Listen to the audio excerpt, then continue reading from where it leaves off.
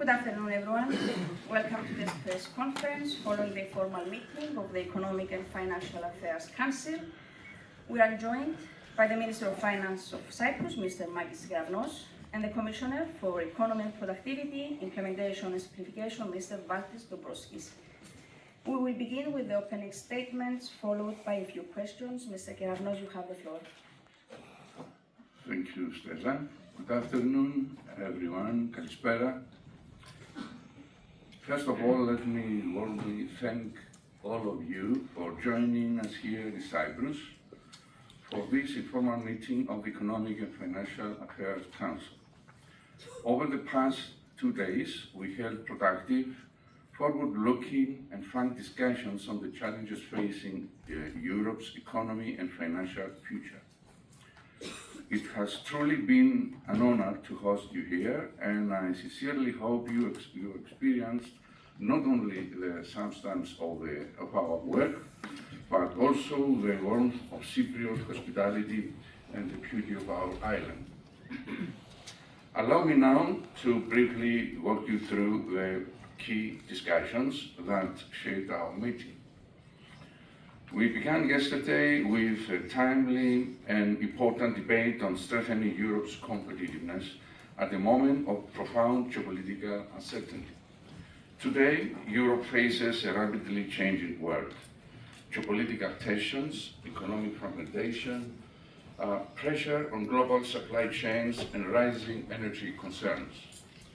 In this environment, strengthening Europe's resilience and strategic autonomy is no longer optional, it is essential. This priority is fully aligned with the motto of the Cyprus presidency, an autonomous Europe open to the world. We believe Europe must remain outward-looking and globally engaged, while also becoming stronger, more resilient, and better equipped to protect its economic interests and strategic priorities. The prolonged instability in the Middle East, in particular, continues to affect energy markets, transport routes, trade flows, and ultimately the daily functioning of our economies. These developments remind us that Europe cannot afford complacency. Our working lunch provided an opportunity for ministers to exchange views openly and collectively assess the challenges ahead. I would like to sincerely thank the Managing Director of the European Stability Mechanism, as well as Professor Andreas Theophanous of the European University of Cyprus for their valuable and thought-provoking contributions. What emerged clearly from our discussion was a shared understanding. Europe must act decisively and invest more strategically so that we can remain competitive in an increasingly uncertain global landscape. Yesterday, we also held an engaging discussion on stable coins in the context of the transformation of the financial sector.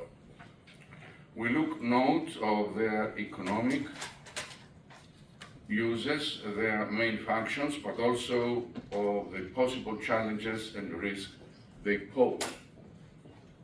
Digital finance is evolving rapidly, and Europe must remain at the forefront of innovation while safeguarding financial stability and consumer confidence.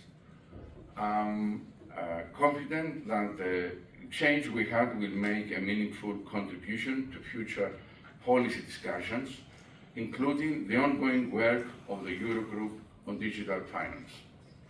This morning, our discussion focused on one of the central economic questions facing Europe today: how to meet growing spending and investment needs without undermining our long-term fiscal sustainability.